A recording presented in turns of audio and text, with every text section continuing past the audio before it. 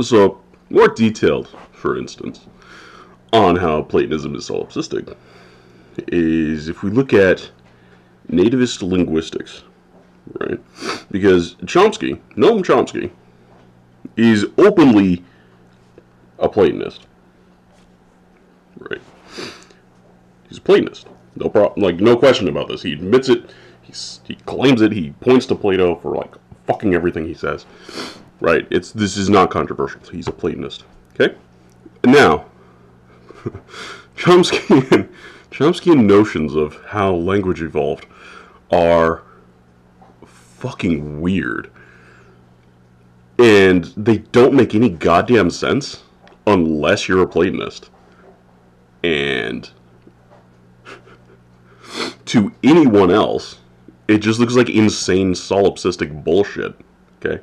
So, for instance, the entire concept behind principles and parameters, which is an approach to formalizing what's going on in languages from a Platonist perspective. You have, well, okay, so first off, you have the notion that, and to a degree, like, it's hard to dispute this, because humans are the only animals that appear to have language. There must be something in the human genome that is innate in humans that allows us to do this. Okay. It's very difficult to dispute that, and I'm not going to try to right here.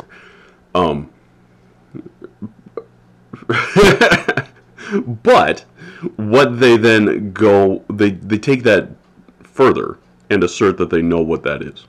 And if you look at language across the human species, there is vast variability, and the things that are quote-unquote universal are pretty much always trivial as fuck, right? Like, the nature of syllable structure, right? Even when you look at, like, crazy, comparatively crazy languages like Nuxalk and like words like Munmununskui, you can still see syllable structure in there that, like, okay, it goes less sonorant to more sonorant, less sonorant to more sonorant, less sonorant to more sonorant, less sonorant to more, right? You get this, like, this back and forth, sort of like give and take, yin yang, whatever the fuck, however you want to look at it, right? This sort of pulsing, this sort of sinusoidal behavior, something like that, something, it's periodic. Because that's the only way that you can produce sounds with your face. Like, that universal is, it's not innate to, it's not, like, psychologically innate, right? That's just an imposition of physical reality.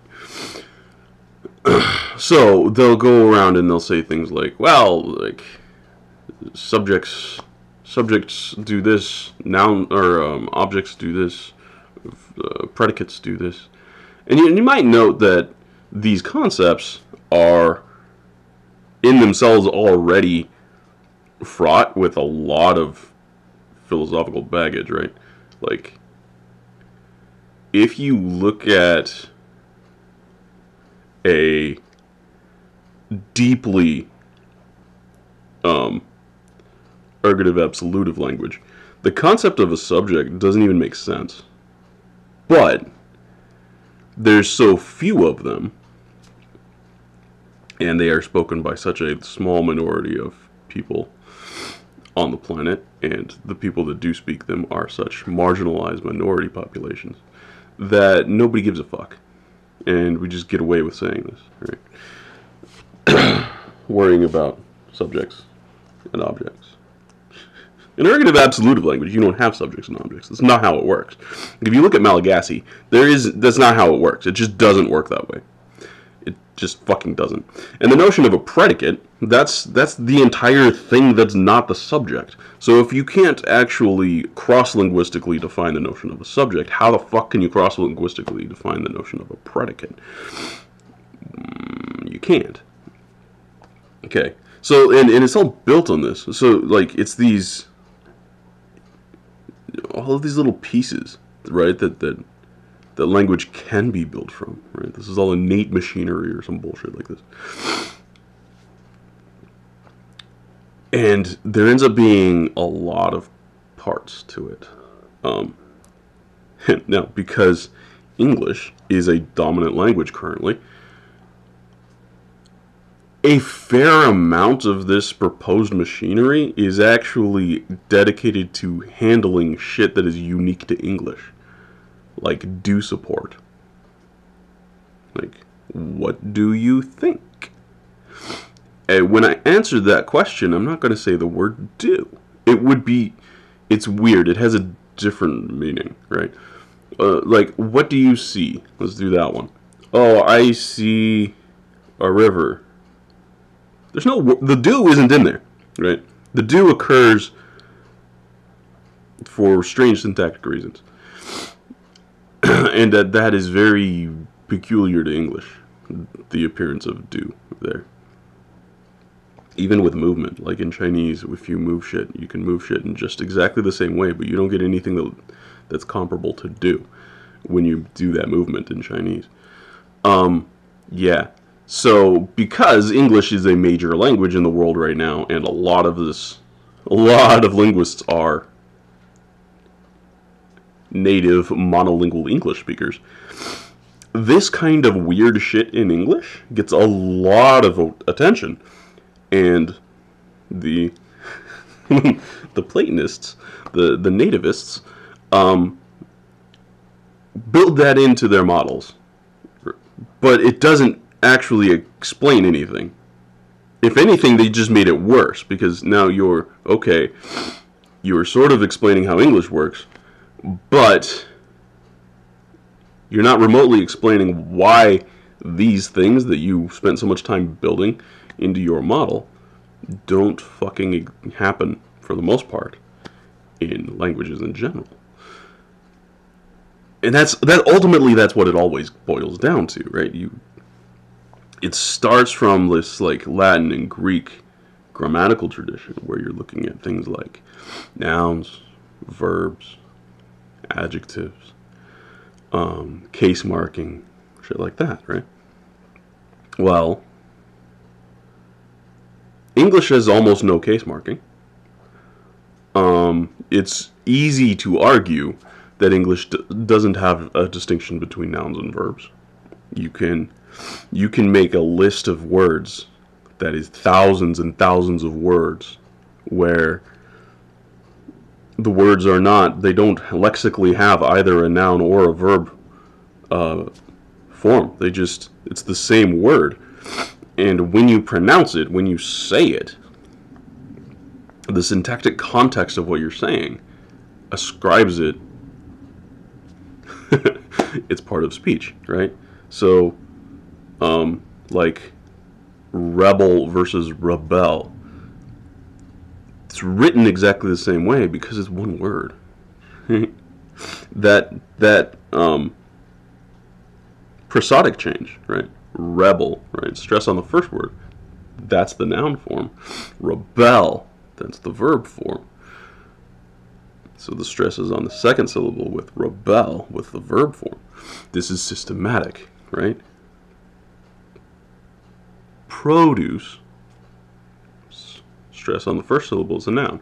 Produce, stress on the second syllable is a verb, right? This is systematic. But there's also monosyllabic words that behave this way, like hunt. Hunt. Is that a noun or a verb? No, it isn't. Until you say it in a sentence, it is not either of those. We enjoyed the hunt. There, it's a noun. Let's go hunt. There, it's a verb. This doesn't work in English. This concept doesn't work in English, right? So you're pulling, and this is just, examples that are easy to illustrate. So you're pulling these like ideal forms, these notions of ideal forms, directly from tradition. It's not because they exist in reality somehow. You're pulling them from tradition, and you're arguing that they occur in all languages when they fucking don't. And the data supports that this is bullshit. This can't be how it really works. And in order to accommodate all of this, they just have to continually make more and more and more and more parameters in order to handle this. And you end up with this mechanism that is so big, so clunky, that it would actually just be easier to make English innate. And, like, that would be a simpler solution, is if all humans spoke English. Innate, like, from birth. And no other languages were possible. Learning a language wasn't possible. That would be simpler to encode in our genome than this. Principles and parameters. But they don't see that. They can't see.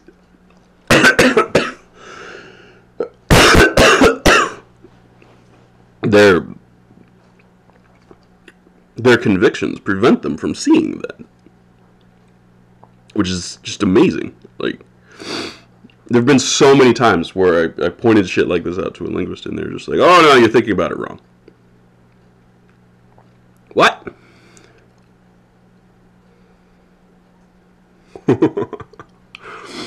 Or, and I shit you not, Jesus Christ, I just remember this one.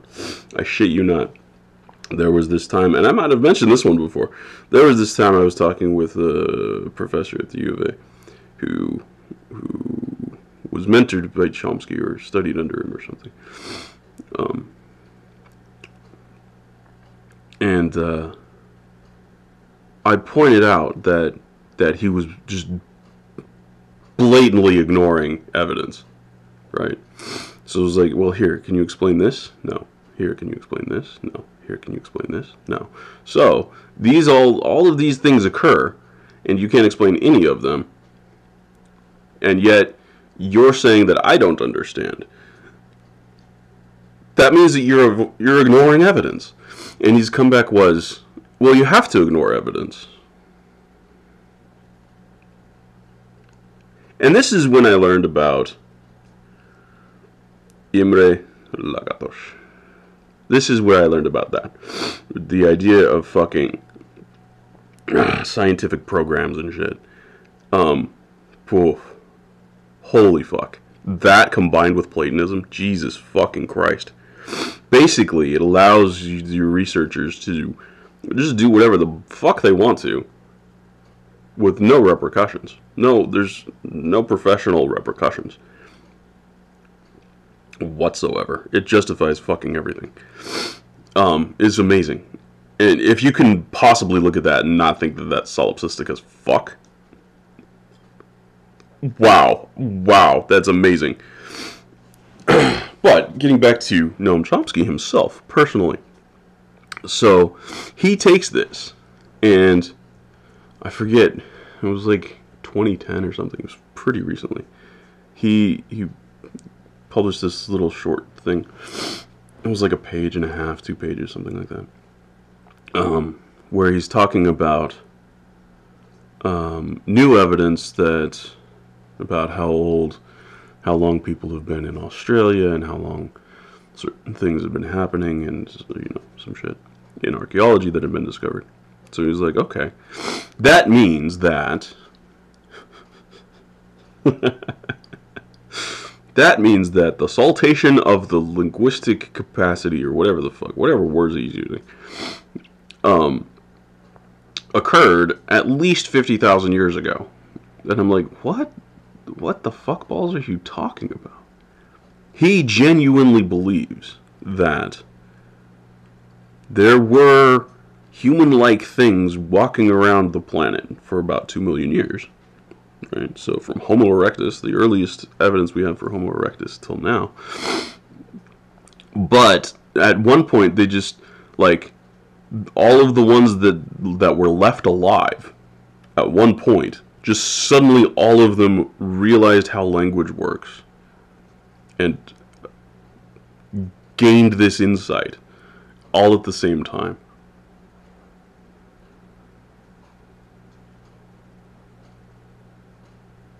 Like, I shit you not, that is really the only way to describe what he's saying there. And I talked to him about this, and he's like, yeah, like, he doesn't agree with it being phrased that way, because that makes him sound fucking insane. But that basic overview of what he believes is accurate. Like, I talked to Noam Chomsky about this. I asked him, okay, so is this what you mean? And he said, yes, that is what I mean. Wow. What? The notion of saltation is a deeply Platonist notion.